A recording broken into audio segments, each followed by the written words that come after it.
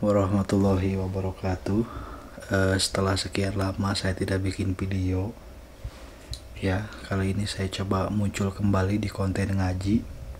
Namun konten ngaji akan berbeda, mungkin untuk sementara ya, tampilannya akan berbeda dan ya pasti akan terlihat lebih santai lah, berbeda dengan konten-konten ngaji yang sebelumnya, yang mana ya mungkin teman-teman bisa melihat ya bahwa di konten ngaji tersebut terlihat lebih formal, lebih keren lah, setupnya lebih keren, settingan lokasinya lebih keren ya. Lalu kenapa konten ngaji yang sekarang saya buat lebih santai dan slow gitu? Kenapa? Karena tempat syutingnya, ruangan syutingnya sudah penuh. Saya pakai buat nyimpen baju, karena selain dukun saya kan jualan kaos juga, udah penuh tuh di atas. Makanya tempat syuting itu udah nggak bisa saya pakai karena memang penuh. Ya mau tidak mau untuk konten-konten berikutnya, konten ngaji setidaknya sementara ya, mungkin kedepannya, pasti kedepannya saya punya tempat baru yang lebih luas gitu. Nah, sambil menunggu tempat baru itu terwujud dan terrealisasi, ya sementara kita pakai setup seadanya lah, termasuk malam hari ini. Sekarang itu tanggal berapa ya? Sekarang itu saya lupa tanggal saya merah semua. 2 Oktober, Senin 2 Oktober jam 1 pagi. Nih. Ya. Kelihatan nggak? Jam 1. Jam 1 lebih 10. Ini sudah masuk hari Senin. Nah, sebelum saya lanjutkan berbicara mengenai konten ngaji yang sekarang, saya harus katakan dulu kenapa ya. Sebelumnya ya, sebelum saya lanjutkan, ini kamar wirid biasa nih di lantai bawah ya. Kalau yang tempat syuting konten ngaji biasanya kan di lantai atas ya, karena seperti tadi saya bilang di atas sudah penuh, makanya sekarang saya syuting di tempat wirid di bawah nih, tempat ya biasalah, acak-acakan nih, bukan tempat bagus. Ini pun selesai wirid, selesai ritual, saya bikin konten dulu gitu. Nah, kenapa kemarin saya sempat hilang ya sekitar setahun kali ya, setahun ada lah ya, silakan bisa dicek, sekitar setahun saya hilang dulu, tidak bikin konten segala macam. Kenapa? Nah, jadi ceritanya begini, saya sempat mendapatkan perdebatan batin dalam artian dalam proses saya mencari, ini proses saya ya, mungkin setiap orang itu prosesnya berbeda-beda di dalam mencari sesuatu hal ya. Sesuatu hal tersebut bisa dibilang mencari sesuatu hal yang membuat kita nyaman ya. Kenapa? Orang lain mungkin menyebutnya mencari jati diri ya. Orang lain mungkin menyebutnya mencari apa gitu ya. Ya biasanya kan mencari jati diri disebutnya. Cuman saya merasa tidak cocok dengan kalimat mencari jati diri. Kenapa? Karena kalau memang jati diri itu harus dicari, tolak ukurnya apa? Tolak ukur sudah ketemu jati diri itu apa? Kan nggak ada. Nah, makanya saya lebih senang menyebut proses pencarian ini sebagai mencari sesuatu hal yang membuat kita nyaman dan tenang terhadap apa yang kita lakukan. Nah, perlu digarisbawahi bahwa kenyamanan setiap orang itu berbeda-beda. Kenyamanan setiap orang berbeda-beda. Mungkin Anda bisa nyaman sholat, ibadah, ngaji bisa nyaman ya. Nah, saya pribadi, ibadah saya, sholat saya tidak nyaman. Saya sholat tidak nyaman saya beribadah, berzikir tidak nyaman jika saya belum menemukan sesuatu hal yang berkaitan dengan Tuhan saya. Jadi saya sempat membingungkan Tuhan yang saya sembah. Saya mempertanyakan Tuhan yang saya sembah, kok banyak sifat-sifat Tuhan yang bisa dibilang sedikit kontradiktif. Kok ada banyak penjelasan tentang Tuhan yang tidak masuk akal, tentang Allah ya. Penjelasan tentang Allah yang tidak masuk akal. Nah, di situ saya mencoba mencari. Tentang rahasia alam dunia, rahasia sejarah manusia itu seperti apa sih, peradaban manusia itu seperti apa sih, yang dimaksud A ini apa sih, yang dimaksud B itu apa sih, yang dimaksud C itu apa sih. Semua yang saya bingungkan coba saya cari. Nah, pencarian ini sudah berlangsung sejak lama, cuman ada satu titik di mana ini belum masuk ke ranah Allah ya, belum masuk ke ranah Allah. Ada satu titik di mana saya mulai melihat, dalam tanda kutip melihat, bahwa ternyata yang kita yakini, bukan hanya saya ya, tapi yang Anda yakini juga. Makanya saya pakai kalimat kita, pakai kata kita. Ternyata yang kita yakini selama ini, sejarah yang kita yakini selama ini, sesuatu hal yang kita yakini selama ini, ternyata nggak kayak begitu. Aslinya nggak gitu. Ini menurut pandangan batin saya lah ya. Orang mau menyebutnya spiritual, bebas lah. Cuman saya pribadi mengatakan bahwa ini pandangan batin saya. Ternyata saya menemukan bahwa sesuatu hal yang kita kira selama ini benar, nggak begitu aslinya. Yang kita kira selama ini nggak begitu aslinya. Yang paling dasar deh, yang paling dasar, proses terciptanya alam semesta. Orang kan banyak ngomong Big Bang lah, inilah itulah segala macam. Namun ternyata menurut pandangan batin saya ya, ternyata nggak begitu gitu loh, nggak begitu. Nah, di situ saya berpikir, jika proses terjadinya dan terciptanya alam semesta saja itu sudah salah, keyakinan kita sudah salah, pengetahuan kita, pemahaman kita soal terciptanya alam semesta ini saja, awal terciptanya alam semesta ini saja sudah salah. Kalau pengetahuan dasar tentang penciptaan alam semesta manusia itu sudah salah, lantas bagaimana yang lainnya? Bagaimana bisa kita memahami dulu nenek moyang kita gimana, dulu para nabi itu seperti apa, dulu leluhur kita itu kayak gimana, dulu wali itu apa. Nah, bagaimana bisa kita mengetahui hal itu, sementara yang kecil saja, yang paling dasar saja, awal mula terciptanya alam semesta itu sudah salah. Kita sudah salah paham di sana. Di Big Bang saja kita sudah salah paham, apalagi yang lainnya. Nah, saya punya peperangan besar di dalam batin saya. Punya peperangan besar lah di dalam batin saya, sehingga saya memutuskan untuk tidak akan dulu membuat video ngaji. Karena saya nggak pede, takutnya nanti apa yang saya yakini saya berikan kepada Anda, dan ternyata keyakinan saya salah. Takutnya begitu. Dan ternyata hal tersebut tidak sesuai dengan keyakinan saya. Takutnya begitu. Oleh karena itu saya memilih untuk diam dulu sekitar setahun, mungkin ada ya. Coba dicek aja video terakhir saya itu kapan. Seingat saya terakhir saya bikin video itu waktu membahas soal pesulap merah, turun malaikat segala macam. Itu video terakhir saya. Setelah itu saya nggak bikin video lagi. Ya karena faktor itu tadi. Nah, setelah saya melihat dalam tanda kutip sesuatu hal dengan pandangan batin saya, bahwa ternyata kita ini selama ini banyak meyakini hal yang nggak begitu, aslinya nggak begitu gitu loh. Setelah saya mengetahui hal kesana, saya mulai lebih tenang menyikapi semuanya, tidak terlalu meribetkan lah ya. Saya tidak terlalu mengagungkan sesuatu hal. Bahkan para wali pun sekarang tidak lagi terlalu saya gimana gitu kan. Kan dulu saya sempat sering tuh pengen ziarah kemana, ke Wali Songo, ke Gunung Jati. Seneng banget saya ziarah jauh-jauh dulu.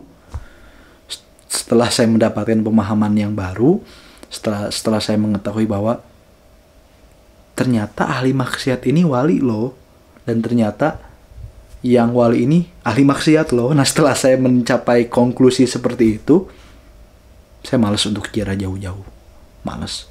Saya sekarang lebih memilih ke hutan, lebih memilih meditasi, menenangkan diri, wirid di alam, menikmati keindahan alam, lebih memilih ziarah ke makam-makam terdekat yang menenangkan jiwa, lebih memilih bertafakur, melamun, diem di genteng sendirian, merokok sendirian, ya, makan di luar sendirian, ngelihat langit sendirian, ngelihat gunung sendirian, lebih memilih begitu sekarang.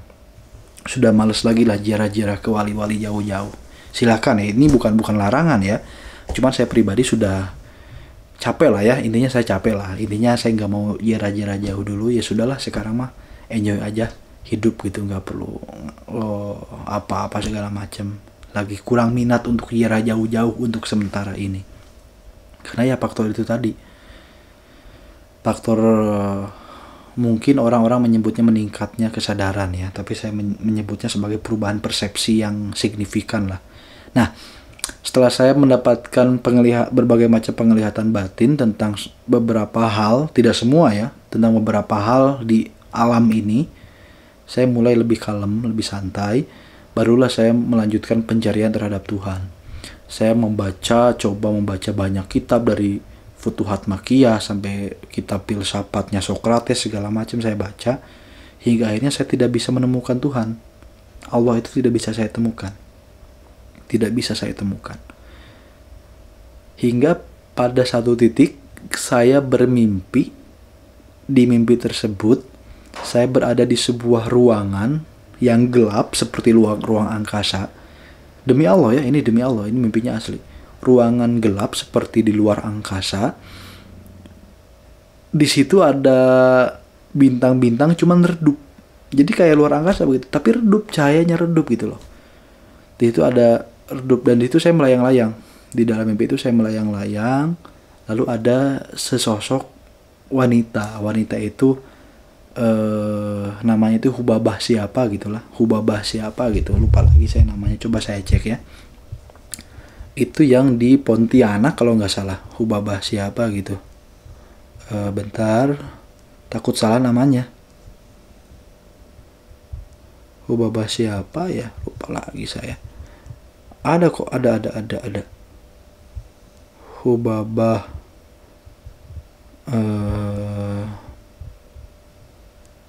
mana ya?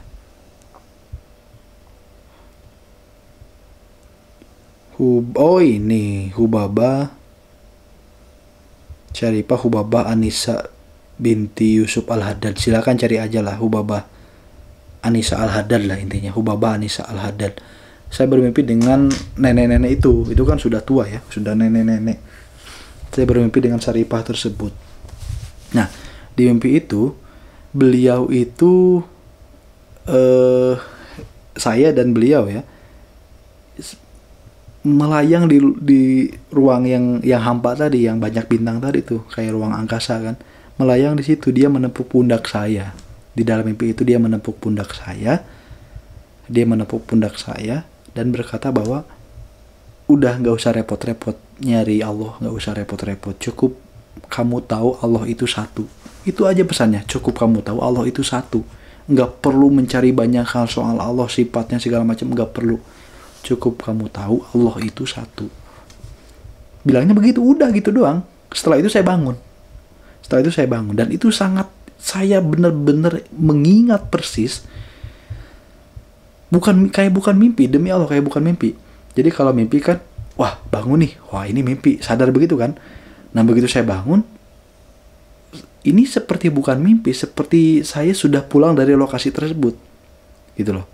Kamu misalkan kemana gitu, ke lokasi apa, ketemu dengan siapa, lalu pulang. Nah perasaannya seperti begitu.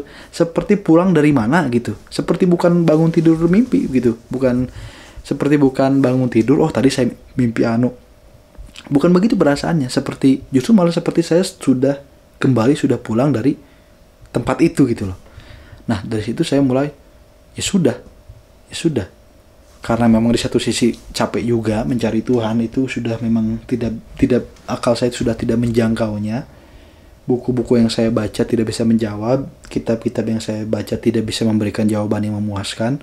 Hingga akhirnya ya sudah, saya sekarang tidak bisa memvonis Allah itu apa, siapa dan bagaimana.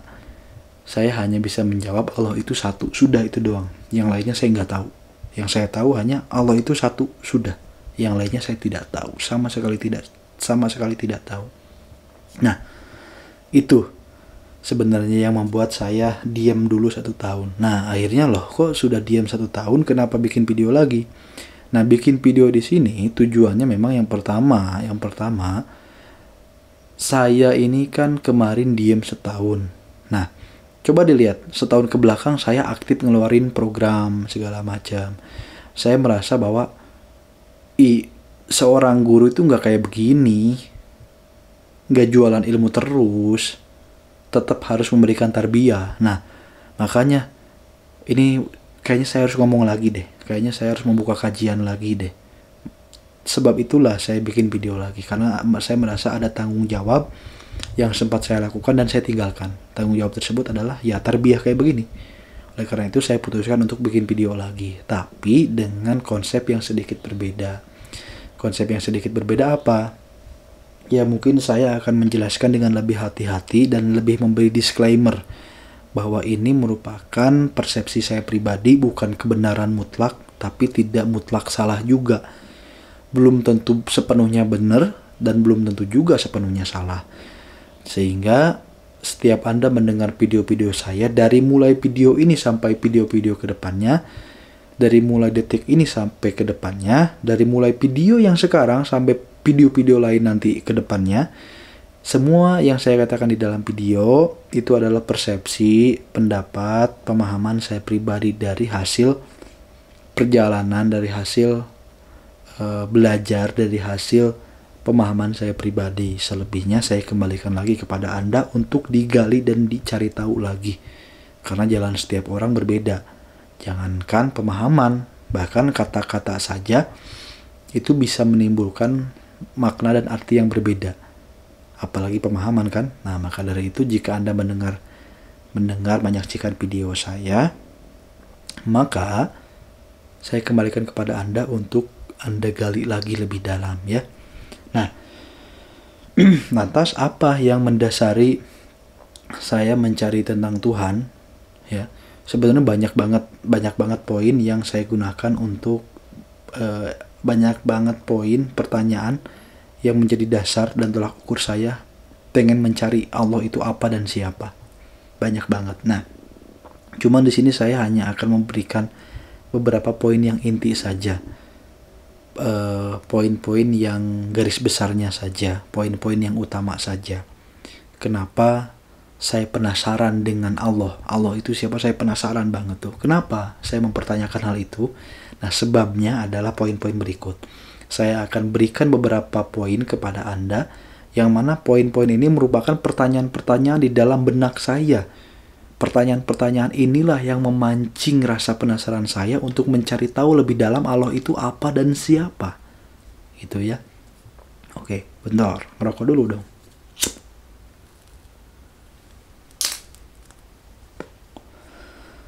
Yang pertama, Allah itu disebut selalu dengan kalimat zat. Ya, zat. Allah itu disebut dengan kalimat zat. Zat, setelah saya cari tahu, zat itu ternyata bukan zat ya. Kalau zat itu zat cair, zat padat, yaitu zat gas. Tapi ini zat, D-Z-A-T, bukan zat, tapi zat di dalam bahasa Arab. Nah, zat di dalam bahasa Arab ternyata memiliki makna eksis. Eksis itu ada. Eksis itu ada dan nyata. Eksis itu ada dan nyata. Tapi keberadaannya tidak memerlukan konfirmasi. Ya. Eksis itu, zat itu artinya ada, tapi keberadaannya tidak memerlukan konfirmasi.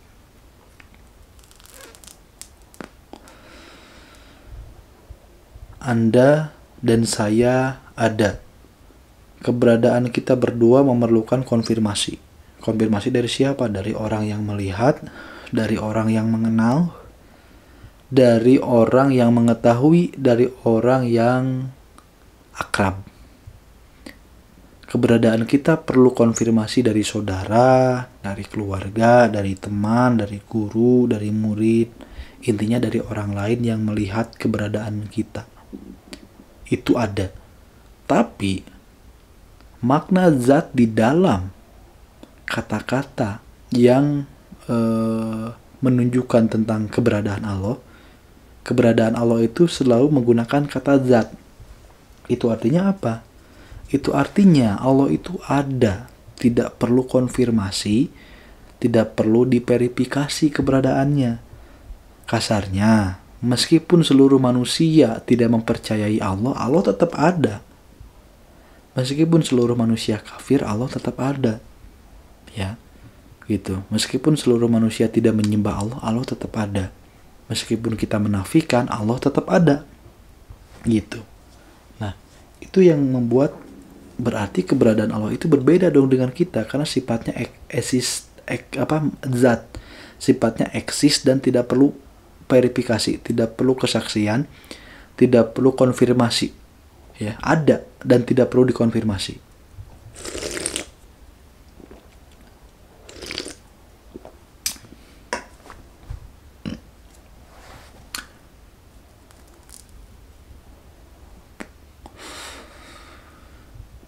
Keberadaan Allah ada dan tidak perlu dikonfirmasi.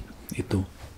Nah, kemudian kalau memang zat itu artinya Allah ada dan tidak perlu dikonfirmasi, maka akan timbul pertanyaan. Terus, kenapa ada nama-nama Allah? Ada Asmaul Husna, ada sifat-sifat Allah. Ya. Sifat-sifat tersebut kan lebih ke ini, menunjukkan keberadaan tentang seseorang kan. Sama seperti begini. Saya ada, saya hitam, saya tinggi, badan saya besar, suara saya besar, itu sifat saya. Nah, sifat-sifat tersebut adalah petunjuk untuk mengkonfirmasi keberadaan saya. Nah, Allah itu zat, keberadaannya tidak perlu dikonfirmasi. Tapi kenapa ada nama-namanya, ada sifat-sifatnya, ada Asmaul Husna segala macam? Kenapa? Bukannya keberadaannya itu zat dan tidak perlu konfirmasi? Bukankah keberadaan Allah itu mutlak, mawujud? Bukankah keberadaan Allah itu sifatnya eksistensial dan esensial? Ya. Kenapa ada nama-namanya? Kenapa ada Asmaul Husna? Saya mulai menggali soal Asmaul Husna. Dan kemudian saya mendapati bahwa ternyata Asmaul Husna itu ada 99 dan sumbernya dari Al-Quran. Nama Allah itu ada 99, sumbernya dari Al-Quran. Ya. Tapi ternyata ada nama-nama Allah yang lain yang tidak dijelaskan Al-Quran. Contohnya Birhatihin. Asma Birhatiyah itu 28 asma Allah. Nama Allah semua loh itu. Tapi kan tidak disebut Birhatihin di dalam Al-Quran. Memang Birhatihin itu artinya Allah ya kudus. Ya. Allah ya kudus. Tapi yang dijelaskan di dalam Al-Qurannya kan ya kudusnya, bukan Birhatihinnya. Begitu. Begitu saya telusuri, Birhatihin itu ternyata arti Asma Birhatiyah itu adalah 28 nama-nama Allah tapi di dalam bahasa Suryani. Setelah saya coba artikan, ternyata 28 nama Allah tersebut artinya, maknanya mirip-mirip dengan nama-nama Allah di dalam Asmaul Husna. Dengan demikian saya tidak puas dong, saya mencoba mencari lagi. Nah, kemudian saya menemukan bahwa ternyata nama Allah itu jumlahnya ada ribuan. Nama Allah itu ada ribuan, bukan 99, bukan pula 28, ya, yang dibirhatiin itu kan 28, Asmaul Husna 99 kan. Ternyata ada ribuan, kalau nggak salah ya, tolong diluruskan kalau salah. 1000 itu ada di Al-Quran, ada di Injil kalau nggak salah, 1000 ada di Taurat, 1000 ada di Zabur, 1000 lagi disembunyikan, ya. Jadi ada nama-nama Allah yang disembunyikan oleh Allah dan tidak diberitahukan kepada manusia. Dan salah satu orang yang mengetahui nama Allah yang tersembunyi itu adalah Asif bin Barkhoya.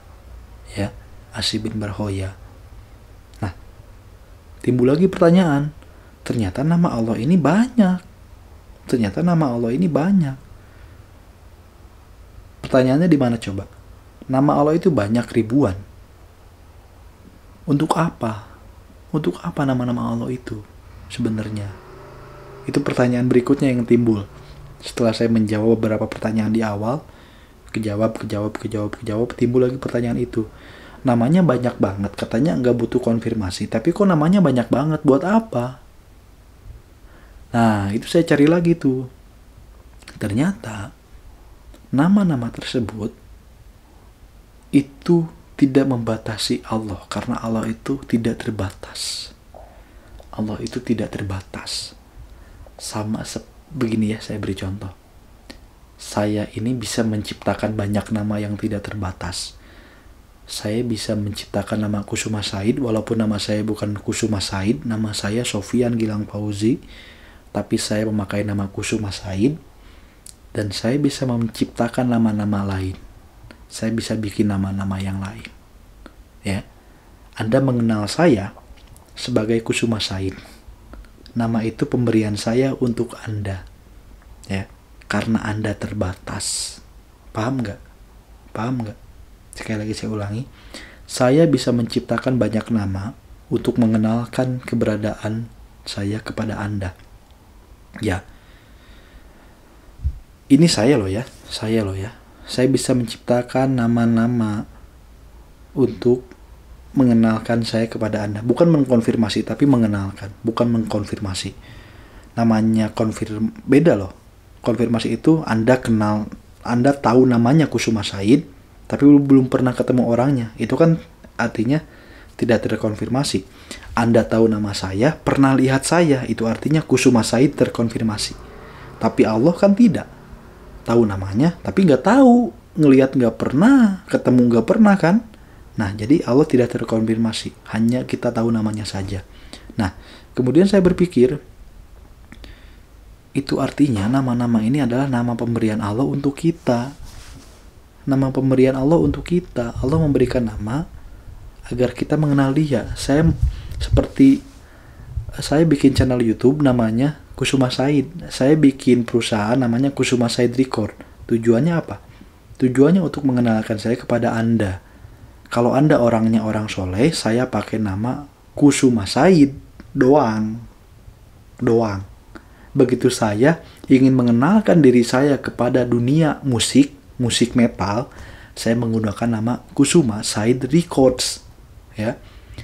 Begitu saya ingin mengenalkan diri saya kepada Disduk Capil, saya menggunakan nama apa? Sofyan Gilang Fauzi.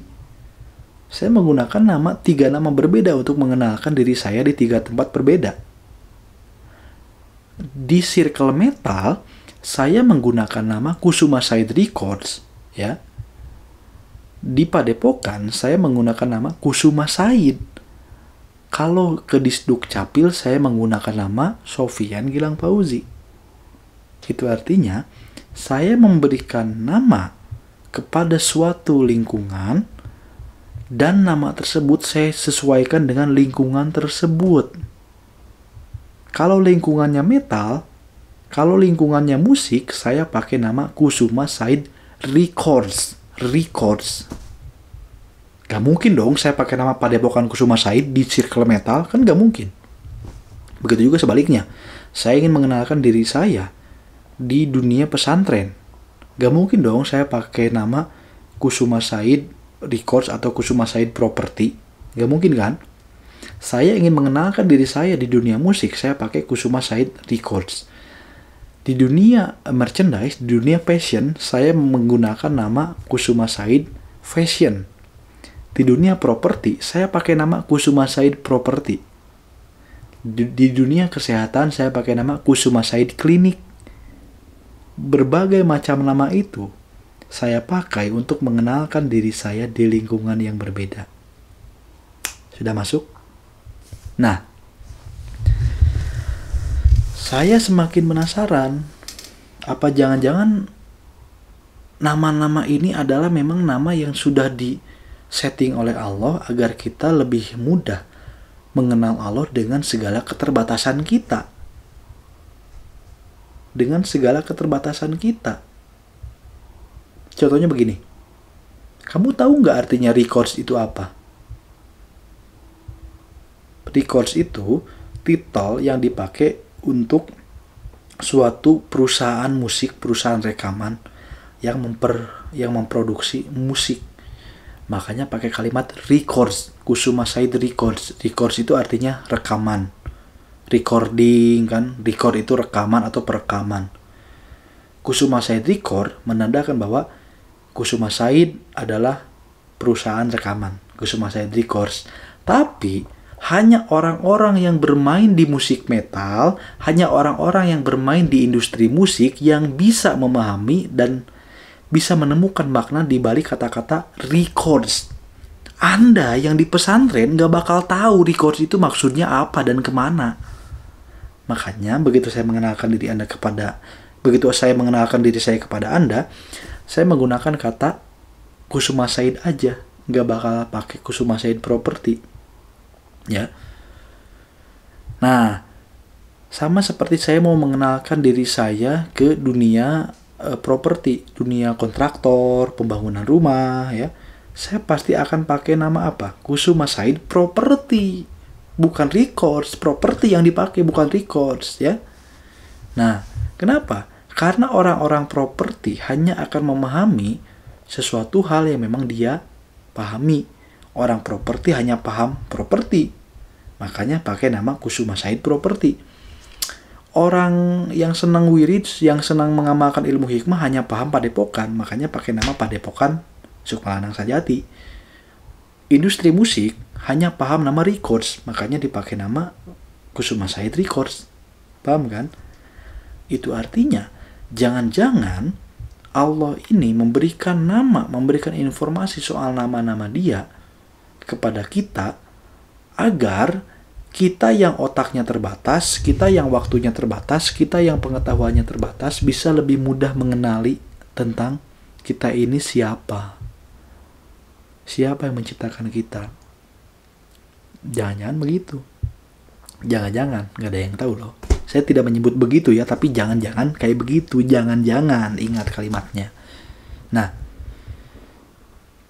itu artinya nama Allah yang 99 itu adalah nama yang diberikan oleh Allah untuk kita, umatnya Nabi Muhammad, agar lebih mudah memahami Allah berdasarkan metode dari Nabi Muhammad. Untuk orang-orang terdahulu, Allah memberi namanya 1000. Di Zabur ya, di kitab Injil yang masih original, Injil Nabi Isa, bukan Bible yang sekarang. Di kitab Zabur lah contohnya. Allah menyebutkan, memberi informasi mengenai nama-nama Allah itu ada 1000. Ya, 1000. Gitu ya. Itu artinya manusia pada masa itu memiliki level yang berbeda dengan kita, sehingga Allah memberikan namanya 1000. Sekarang manusia akhir zaman dengan kerusakan moral yang akut, dengan kualitas mental yang lebih rusak, dengan keimanan yang lebih tipis, dengan godaan yang sangat kuat di akhir zaman, makanya Allah hanya memberi nama 99. Biar kita mudah, biar kita nggak repot. Karena kalau dikasih banyak-banyak nanti kita repot. Jangan-jangan begitu. Ya, jangan-jangan begitu. Nah, di saat itu saya berpikir, kayaknya memang Allah tidak terbatas. Mungkin saja Allah memiliki nama-nama yang lain selain Asmaul Husna, tapi nggak dikasih tahu ke kita. Karena Allah tidak terbatas. Konsekuensinya saat saya mulai meyakini bahwa Allah tidak terbatas, muncul pertanyaan yang lebih rumit. Maka, kalau memang keberadaan Allah itu zat dan esensial, keberadaan Allah itu tidak terbatas, maka batasan-batasan yang kita kenal selama ini itu hanya berlaku untuk kita.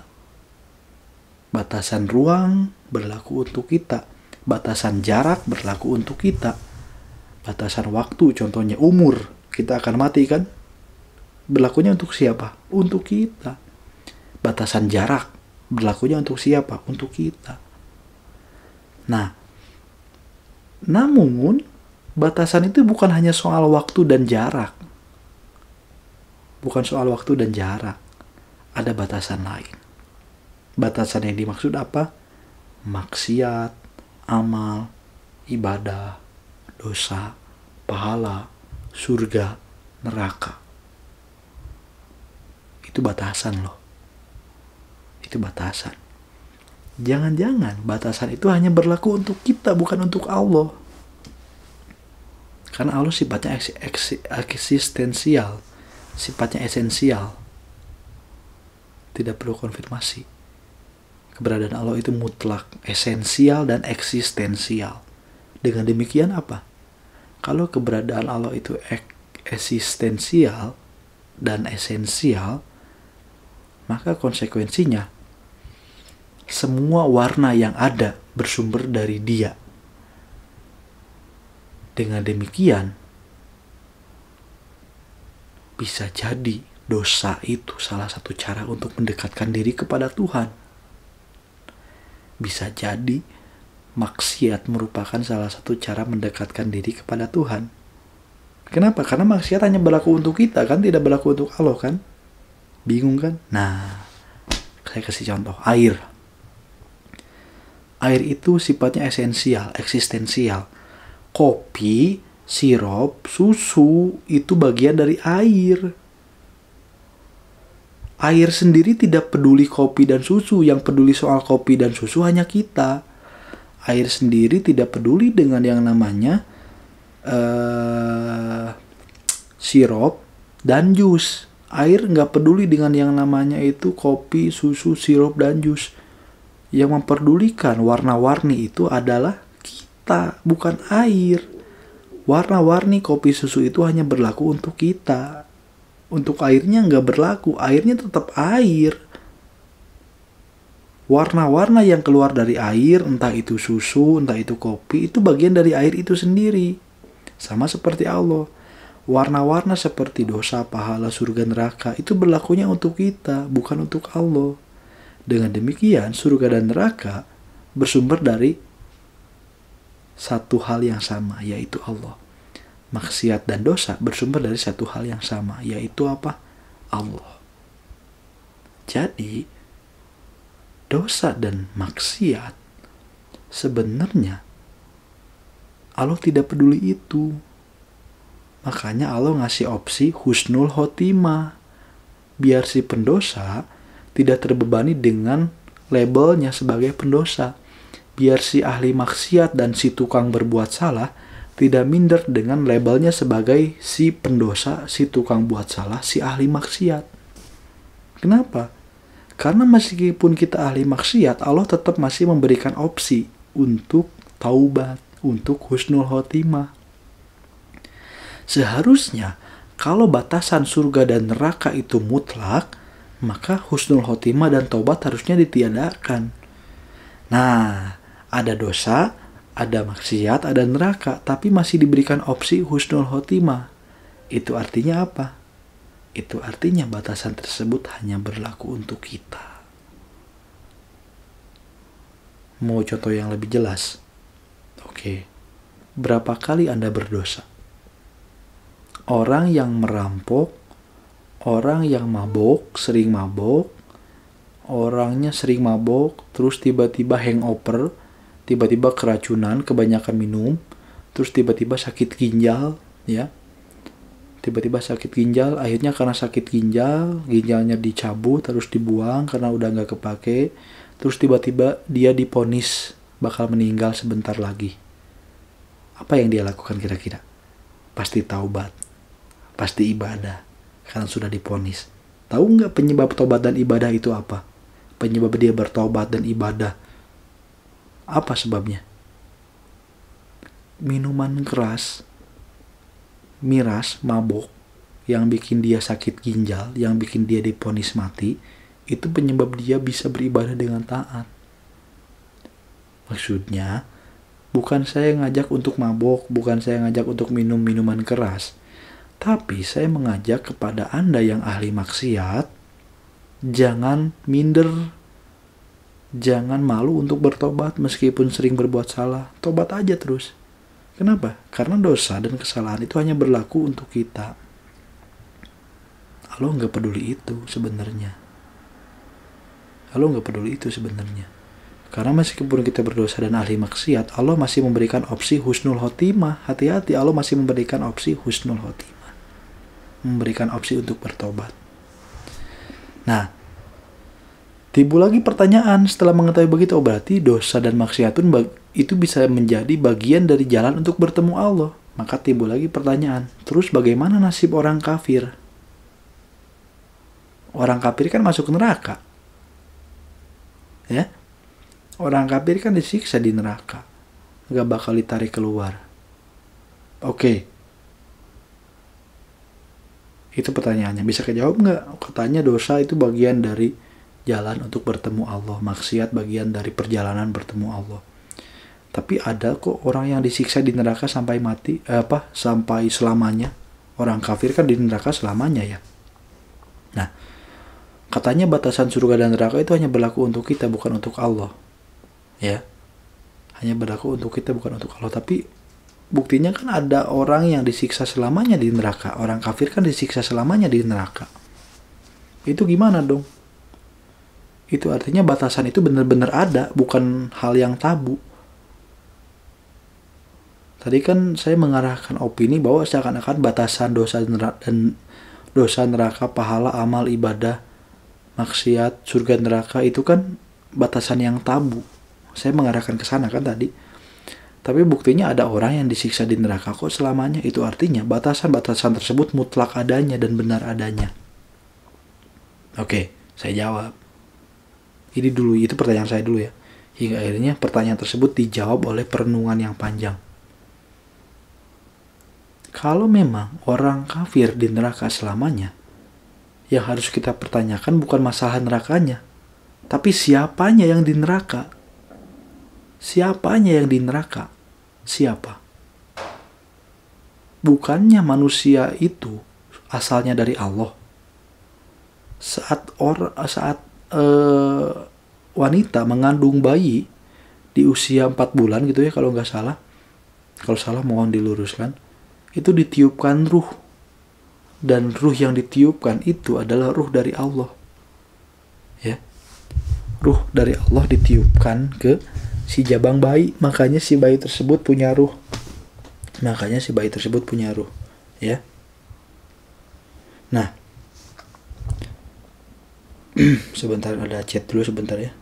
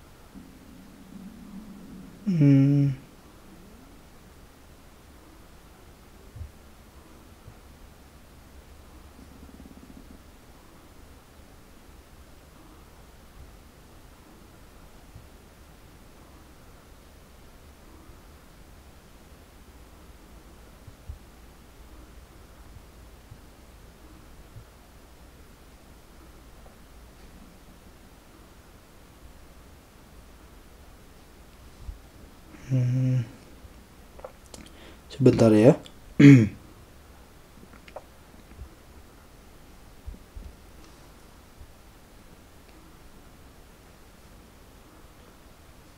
Segini aja mas. Oke. Nah, ruh kan berasal dari Allah ya. Allah meniupkan ruh kepada manusia, kepada janin, lalu berfirman, bukankah aku Tuhanmu. Jadi ruh itu bikin perjanjian sama Allah, dan ruh itu tahu Allah itu siapa, Allah itu Tuhannya. Ruh itu tahu loh, ya. Nah, begitu manusia mati, ruh tersebut yang dinamakan ruh qudsi itu kembali lagi kepada Allah. Jadi ruh qudsinya kembali ke Allah. Lalu siapa yang di neraka dong? Bukannya ruh itu berasal dari Allah? Masa Allah masukin dirinya sendiri ke neraka? Ya, ruh itu dari Allah. Allah niupin ruh. Contoh ya, itu niupinnya bukan begitu, itu contoh doang. Allah niupin ruh, ke janin. Jadi janinnya punya ruh. Ruh itu kan salah satu levelnya ruh qudsi. Yang mana begitu si janin tersebut lahir, hidup dan mati, begitu dia mati, begitu saya dan Anda mati, ruh kita kembali lagi ke Allah. Makanya di dalam Sunda itu ada mulih ka jati, mulang ka asal.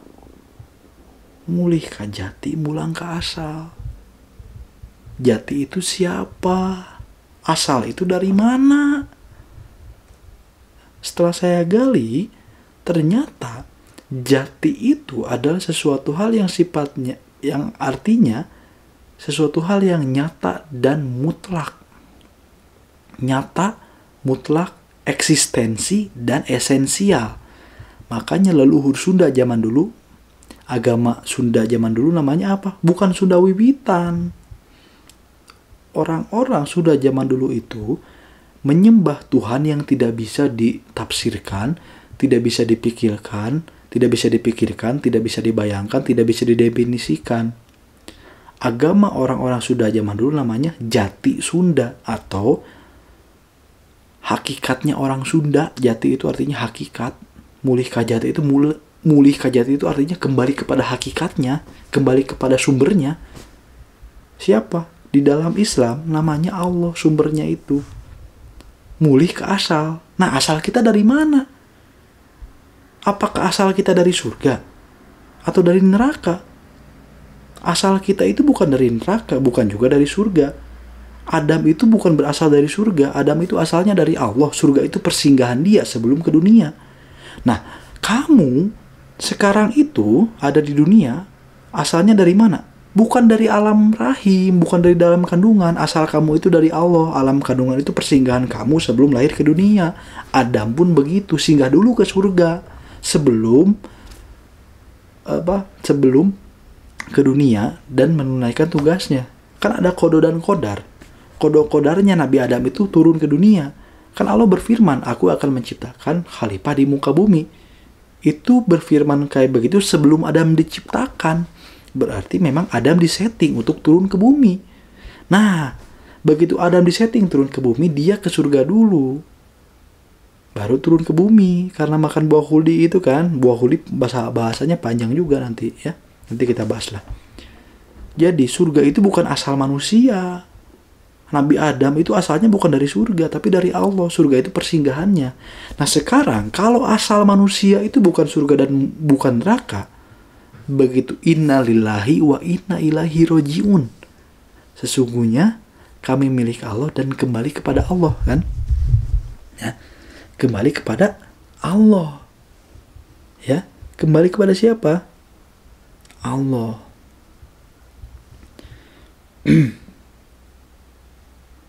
Nah, pertanyaannya, begitu innalillahi wa inna ilaihi raji'un tadi artinya adalah sesungguhnya kami milik Allah dan kepadanya lah kami kembali.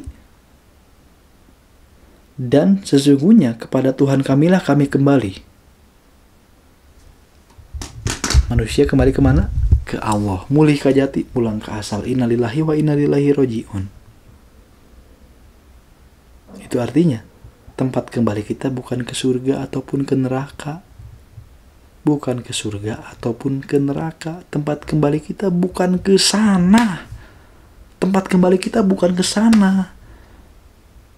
Innalillahi wa inna ilaihi raji'un. Bukan innalillahi wa inna ilaihi jannah.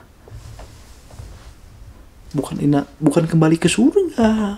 Asal kita bukan dari surga. Kita kembali kepada siapa? Kembalinya kepada Allah. Nah, pertanyaannya muncul lagi pertanyaan yang baru. Kalau sudah begitu, pertanyaan yang terbaru apa? Terus yang ke surga dan yang ke neraka siapa dong? Nah, gimana? Capek kan? Nyari Allah itu capek kan? Iya, makanya udah jangan dicari. Ya, jangan dicari. Begitu kita tahu bahwa innalillahi wa inna ilaihi rajiun, begitu kita tahu bahwa kita kembali kepada Allah nantinya, terus yang ke surga dan ke neraka itu siapa? Ya, badan kita, otak kita, pikiran kita, mata kita itu nggak bakal kembali ke surga. Mata kita itu kembalinya ke tanah. Badan kita ini kembalinya ke tanah. Kan ini asalnya dari tanah. Ya, coba kamu lihat di kuburan. Banyak tulang manusia tuh. Kembalinya ke tanah lagi tuh badan fisik. Terus yang ke surga dan ke neraka siapa? Siapa yang ke surga dan ke neraka? Siapa? Ya. Silakan cari ya. Kok tulis di kolom komentar jawaban Anda apa? Yang ke surga itu siapa? Yang ke neraka itu siapa? Ya, silakan tulis di kolom komentar pendapat Anda. Nah, saya potong sampai situ saja ya, jangan kepanjangan, nanti stres, nanti mabuk. Jangan ya. Ini sudah mau sejam, sudah 50 menit ya. Saya tutup saja ya.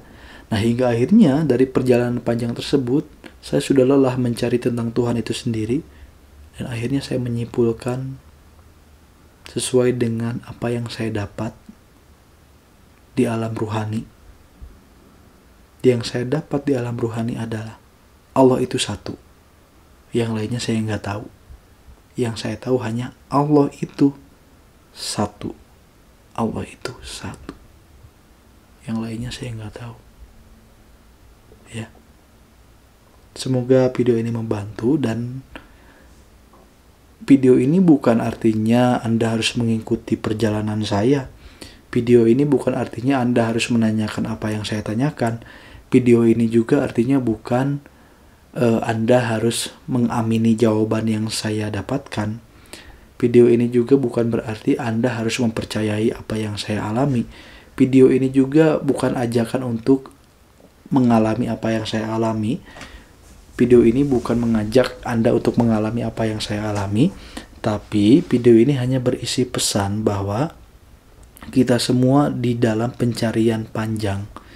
Kita semua di dalam proses yang panjang untuk mengenal kita dari mana. Kita semua di dalam proses pencarian yang jauh sekali untuk mengetahui kita ini siapa. Dan selama proses itu berlangsung, minimalisir ngeyel. Jangan banyak ngeyel. Kalau dikasih sesuatu hal yang gak enak, terima. Kalau dikasih sesuatu hal yang enak, jangan keenakan. Dikasih kesehatan, jangan keenakan. Dikasih kaya banyak duit, jangan keenakan.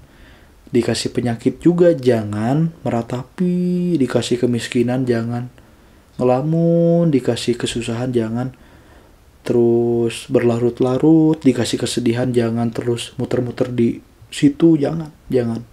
Perjalanan kita masih panjang. Terlalu berharga waktu kita jika kita membuang semua waktu kita untuk meratapi kesedihan, untuk terlalu berlarut-larut dalam kesusahan. Terlalu sia-sia waktu kita jika kita gunakan untuk terlalu lalai di dalam kesenangan, terlalu terbawa arus di dalam kebahagiaan ya. Jadi pesan dari video ini sebenarnya sekian lama ya, dari 52 menit, dari hampir sejam video ini berlangsung, dari banyak statement yang saya sampaikan, itu semua hanya pengalaman saya, hanya pendapat saya. Silakan Anda cari tahu sendiri, silakan Anda observasi lagi ya. Jadi pesan utama di dalam video ini adalah perjalanan kita panjang, jangan sia-siakan waktu ya. Jangan terlalu banyak membuang waktu.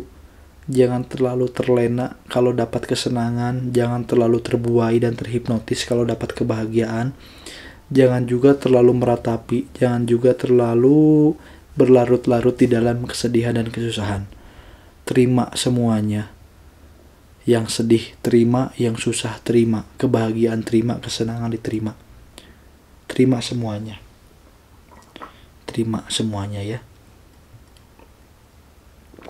Jangan pernah protes terhadap apapun yang diberikan kepada kita. Karena siapa tahu sesuatu hal tersebut adalah penyebab kita mencapai level berikutnya. Kalau kita nggak dikasih susah, kita nggak bakal bisa ikhlas. Ya, kalau kita nggak dikasih senang, kita nggak bakal tahu yang namanya taat. Ya, kita tahu yang namanya taat kan di saat kita senang, kita sudah punya banyak uang, kita bisa semuanya, tapi kita masih sholat. Yang namanya taat itu kan saat kita ini sudah bahagia, sudah mempunyai semuanya, tapi kita masih wirid. Yang namanya taat itu kan di saat kita sudah banyak duit, tapi kita masih wirid, ya basit ya mu'is ya Allah setiap asar.